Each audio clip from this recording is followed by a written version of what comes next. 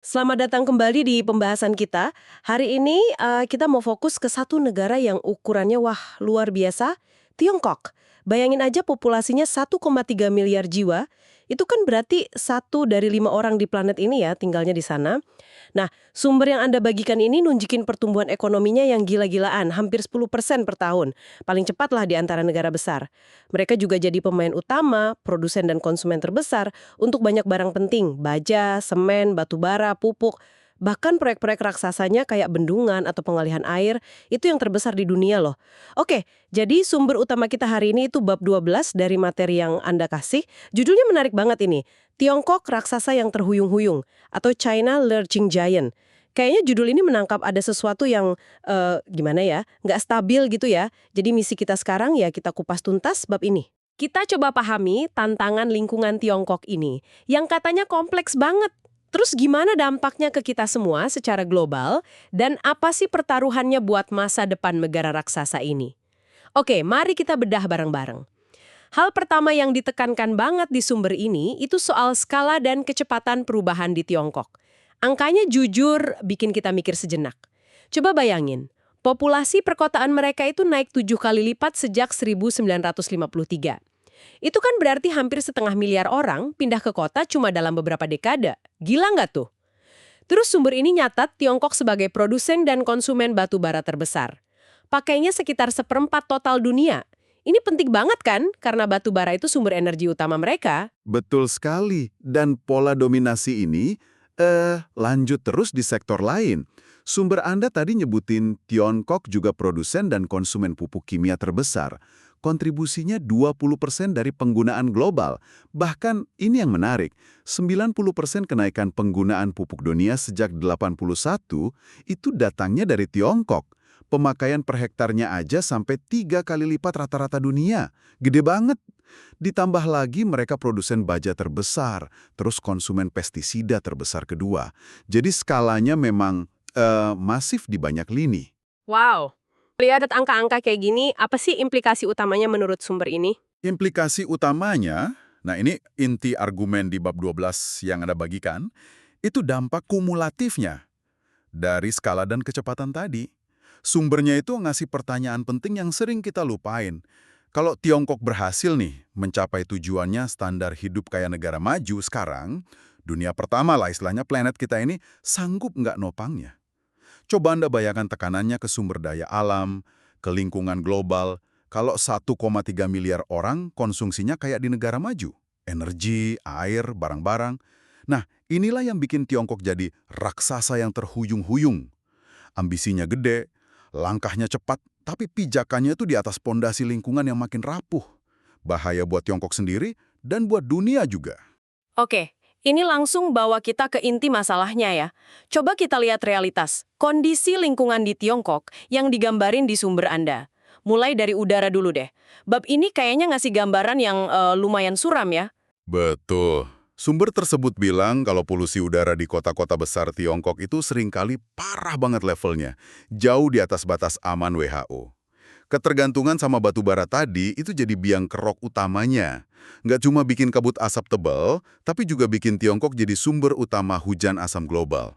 Gara-gara emisi sulfur dioksidanya. Ini dampaknya langsung ke kesehatan warga dan ekosistem jelas. Lalu gimana soal air? Sama mengkhawatirkannya juga? Menurut sumber Anda, masalah air di Tiongkok juga serius dan rumit ya. Ada isu kelangkaan air yang parah, apalagi di wilayah utara. Contoh paling jelas dari sumber ini itu Sungai Kuning. Salah satu sungai paling bersejarah di sana kan. Alirannya sekarang sering banget habis diambil buat irigasi, buat industri, sebelum nyampe ke laut. Waduh, sampai habis gitu ya? Iya, selain langka, ada juga masalah penipisan sumber air tanah. Akuifer lah istilahnya. Cadangan air di bawah tanah itu. Itu dipompa terus-terusan secara berlebihan. Jadi airnya langka, sumber di bawah tanah juga makin tipis. Nah, kualitas air yang masih ada gimana? Nah itu dia, masalah berikutnya yang disorot sumber ini. Polusi air yang udah meluas banget. Disebutin angka yang cukup bikin kaget. Sekitar 75% air permukaan di Tiongkok, kayak sungai, danau gitu, dianggap udah nggak layak minum. Bahkan buat mancing aja nggak bisa. Serius 75%? Iya, karena tingkat polusinya tinggi banget. Dan masalahnya, Nggak cuma di permukaan. Polusi dari industri, dari pertanian, itu udah merembes juga, nyemarin cadangan air tanah tadi. Jadinya, krisis airnya itu banyak sisi. Kuantitasnya kurang, kualitasnya buruk. Lengkap. Oke, udara dan air udah kedengeran parah. Sekarang tanahnya gimana? Kan itu fondasi buat pertanian, buat ekosistem darat. Sumber ini juga ngasih perhatian khusus ke masalah tanah. Disebutin kalau erosi tanah jadi lapisan atas tanah yang subur, itu terkikis terjadi di area yang luas banget. Sekitar 19% dari seluruh daratan Tiongkok. Tiap tahun, kira-kira 5 miliar ton tanah hilang. 5 miliar ton? Banyak banget itu. Iya, contoh paling ekstrim yang disebut itu dataran tinggi Loess. Wilayah luas yang emang terkenal erosi parahnya. Tanah yang kekikis ini kan jadi endapan lumpur ya, sedimentasi. Nah ini nyumbat sungai, ngisi danau, waduk. Jadi makin parah masalah airnya. Selain terkikis fisiknya, kualitas tanahnya sendiri gimana? Nah itu juga, kualitas tanahnya sendiri juga turun drastis menurut bab 12 ini. Penggunaan pupuk kimia, pestisida gede-gedean yang tadi kita bahas, emang sih bikin panen naik jangka pendek. Tapi jangka panjangnya itu ngerusak struktur tanah, ngebunuh organisme penting kayak cacing tanah yang jaga kesuburan alami. Ditambah lagi, ada masalah salinisasi tanah jadi terlalu asin gara-gara irigasi yang kurang pas, apalagi di daerah kering. Sama desertifikasi, jadi lahan makin mirip gurun gitu karena rusak. Dua-duanya ini ngurangin lahan produktif secara signifikan. Oke, jadi gambaran besarnya ini tekanan luar biasa ya ke semua elemen lingkungan dasar. Udara, air, tanah. Kalau menurut sumber yang kita bahas ini, akar penyebabnya apa aja sih? Kalau kita tarik benang merahnya nih, dari paparan di bab 12, ada beberapa faktor utama yang nyambung semua. Pertama, ya tadi, ketergantungan gede banget sama batu bara buat ekonomi. Kedua, praktik pertanian yang intensif banget. Kan harus kasih makan populasi raksasa, ngejar target swasembada pangan juga. Ketiga, proses industrialisasi sama urbanisasi yang kecepatan banget. Seringkali kontrol lingkungannya di tingkat lokal itu nggak memadai. Nah, kombinasi ini yang bikin tekanan dahsyat. Dan konsekuensinya nggak cuma lingkungan rusak aja kan? Pasti ada efek lainnya kan? Oh, jelas enggak. Sumber ini nekenin banget kalau dampak lingkungan ini langsung jadi beban ekonomi dan sosial yang berat buat Tiongkok. Biaya kesehatan melonjak gara-gara penyakit pernafasan, kanker, yang nyambung ke polusi. Terus kerugian ekonomi langsung dari bencana kayak banjir yang makin parah karena hutan gundul, sungai tersumbat, sama kekeringan. Sumber Anda bahkan coba ngitung, katanya sekitar 8-12% dari PDB Tiongkok, PDB itu kan ukuran total ekonomi negara ya, itu hilang tiap tahun. Gara-gara biaya polusi dan kerusakan lingkungan ini. Wah, 8-12% PDB itu angka yang besar sekali ya? Besar banget. Jadi ini bukan sekedar masalah lingkungan biasa. Ini isu fundamental yang ngancam kesehatan, stabilitas sosial, bahkan keberlanjutan ekonomi Tiongkok sendiri jangka panjang. Langkah si raksasa ini jelas bikin tanah tempatnya berdiri goyang. Selain dampak ke elemen dasar tadi, bab 12 ini juga bahas nasib habitat alami sama keanekaragaman hayati Tiongkok. Gimana kondisinya? Kondisinya ya, sama memprihatinkannya menurut sumber ini. Coba kita lihat hutan. Ternyata Tiongkok itu salah satu negara dengan hutan per kapita paling rendah di dunia. Cuma sekitar 0,3 hektar per orang. Jauh banget dibanding rata-rata global 1,6 hektar. Meskipun pemerintahnya nanam pohon gede-gedean, sumber ini bilang hutan alami yang asli itu terus nyusut. Oh, jadi penanaman pohonnya nggak menggantikan hutan alami ya? Seringkali nggak sebanding fungsinya. Penanaman kembali itu seringnya monokultur, cuma satu jenis pohon. Itu kan kurang bagus buat keanekaragaman hayati dibanding hutan alami yang beragam. Nah, penggendulan hutan ini, kayak yang tadi disinggung, nyambung langsung ke erosi yang makin parah, banjir bandang sama kekeringan regional. Tadi Anda sempat mention soal pemerintah mulai sadar ya? Iya, sumber ini ngasih contoh menarik. Setelah banjir gede tahun 1998 yang rusak banget itu, pemerintah pusat langsung keluarin larangan nebang di hutan-hutan alami utama. Ini nunjukin ada pengakuan di level atas tentang pentingnya hutan buat jaga keseimbangan lingkungan. Meskipun ya, implementasinya di lapangan mungkin masih jadi PR. Oke. Terus gimana dengan ekosistem penting lain kayak padang rumput? Padang rumput Tiongkok itu luas banget loh. Kedua terluas di dunia. Sekitar 40% wilayah negara itu. Tapi kondisinya kritis. Sumber yang Anda bagikan ini bilang sekitar 90% padang rumput itu udah terdegradasi, rusak. 90%. Kenapa bisa separah itu? Penyebabnya kompleks. Pengembalaan ternak yang kebanyakan, terus dampak perubahan iklim, sama konversi lahan buat bangun atau pertanian. Nah, rusaknya padang rumput ini dampaknya serius. Selain ngurangin penghidupan penggembala, ini juga ngaruh ke daerah aliran sungai atau DAS dari sungai-sungai besar yang hulunya di sana, termasuk sungai yang ngalir ke negara-negara Asia Tenggara. Lebih jauh lagi, padang rumput yang rusak jadi sumber badai debu dan pasir gede yang bisa kebawa angin ribuan kilometer. Sampai ke negara tetangga juga kena. Dan lahan basah, kayak rawa-rawa gitu. Nasib lahan basah atau wetlands, kayak rawa, muara, danau dangkal, iya gitu juga. Sumber ini bilang sebagian besar udah hancur atau fungsinya turun drastis. Gara-gara reklamasi buat pertanian, bangun kota, sama polusi. Padahal lahan basah itu fungsinya penting banget, nyaring air, ngendaliin banjir, jadi rumah buat banyak spesies unik. Sayang banget. Jadi, dengan hancurnya banyak habitat ini, gimana nasib keanekaragaman hayati Tiongkok secara keseluruhan? Akibatnya ya bisa ditebak. Terancam banget. Padahal ironisnya, Tiongkok itu salah satu negara paling kaya keanekaragaman hayatinya di dunia. Sumber Anda nyebut peringkat ketiga global buat jumlah spesies tumbuhan. Tapi sekarang diperkirakan antara 15–20% spesies hewan dan tumbuhan di Tiongkok itu ada di ambang kepunahan. Wah, tinggi juga ya angkanya? Iya, penyebab utamanya ya hilangnya habitat tadi. Ditambah polusi, terus perburuan atau eksploitasi berlebihan buat dijual atau dimakan. Ini potensi kehilangan warisan alam yang nggak ternilai harganya. Di tengah gambaran kerusakan ini, sumber Anda juga nyebut soal mega proyek infrastruktur Tiongkok. Apa nih kaitannya? Megaproyek ini kayak wujud lain dari skala ambisi Tiongkok. Si raksasa yang bergerak tadi. Sumbernya nyebut dua contoh gede banget. Pertama, bendungan Tiga Ngarai di Sungai Yangtze. Itu bendungan PLTA terbesar di dunia. Pembangunannya emang ngasilin energi bersih banyak, tapi juga maksa pindahin lebih dari 1 juta orang, dan katanya dampak ekologisnya besar. Masih jadi perdebatan terus di kalangan ilmuwan, misalnya soal perubahan aliran sungai, sedimentasi, risiko gempa juga. Kontroversial ya berarti.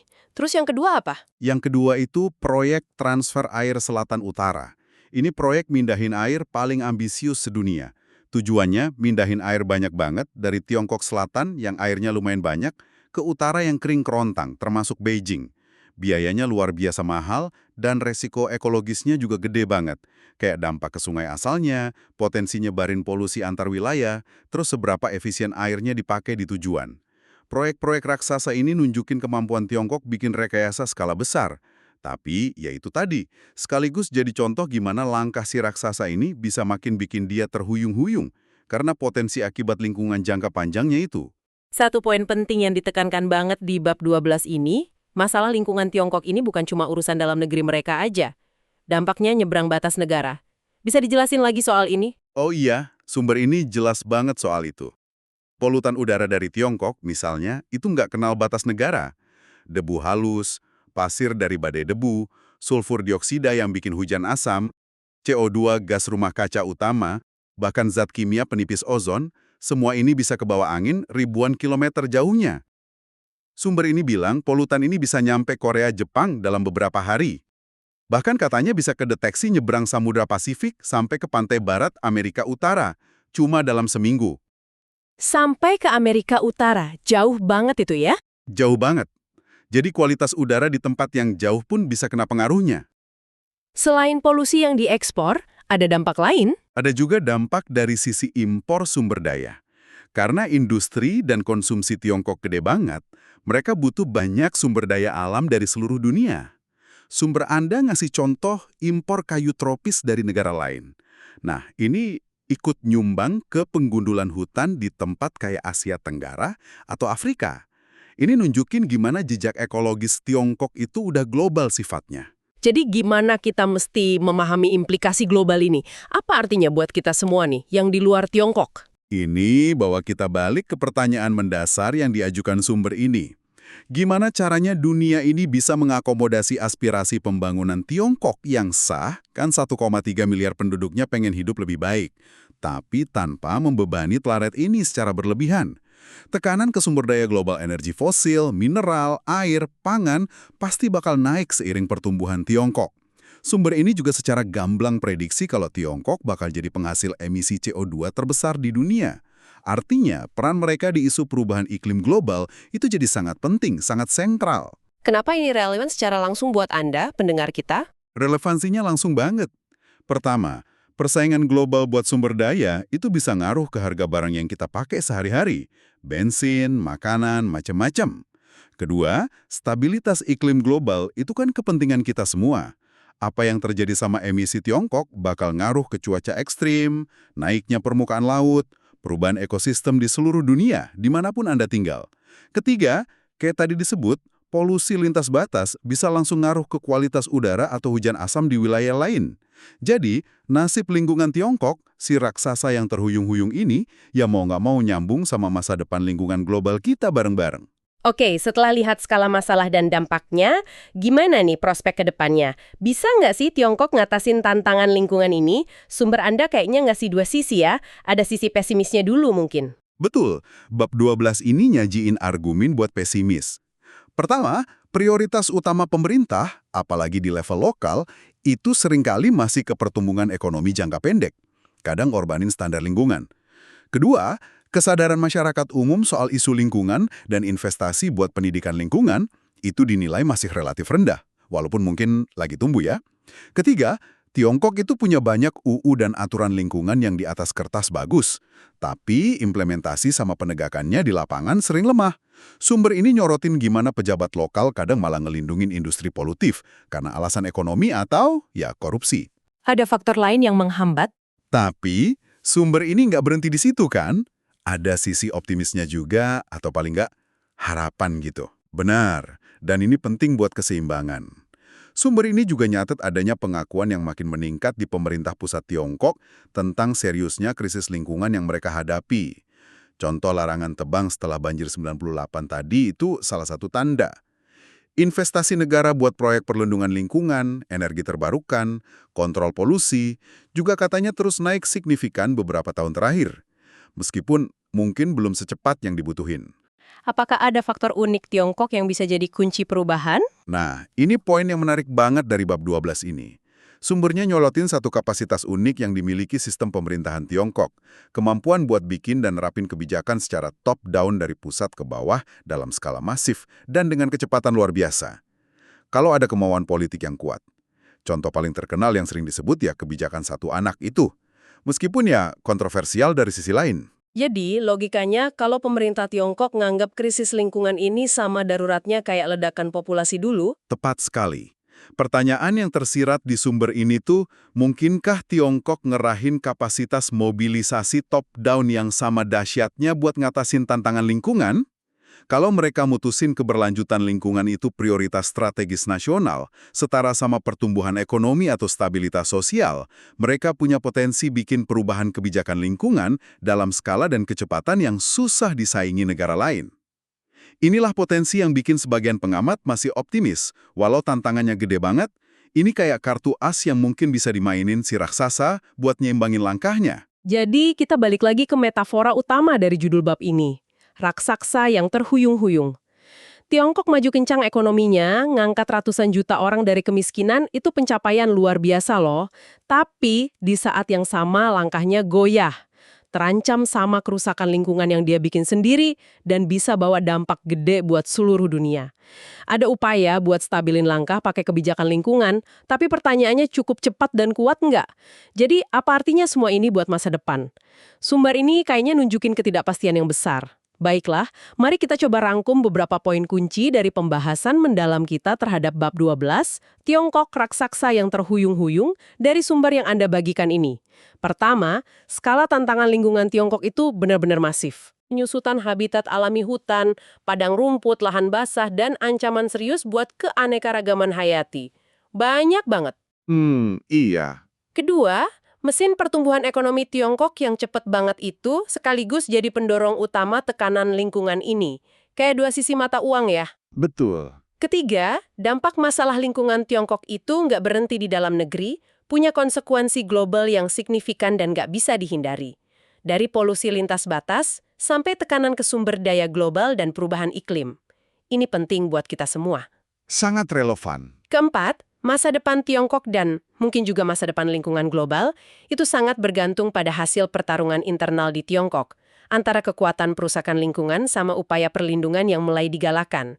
Hasilnya gimana? Masih belum pasti. Nah, sebagai penutup, saya mau ninggalin satu pemikiran terakhir buat Anda renungkan.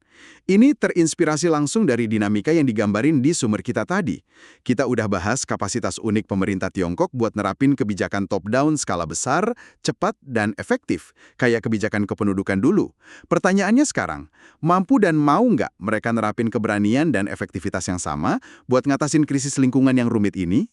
Kalau mereka berhasil, Tiongkok bisa jadi contoh buat dunia gimana negara besar dan berkembang bisa nyiimbangin pertumbuhan sama keberlanjutan dalam skala raksasa.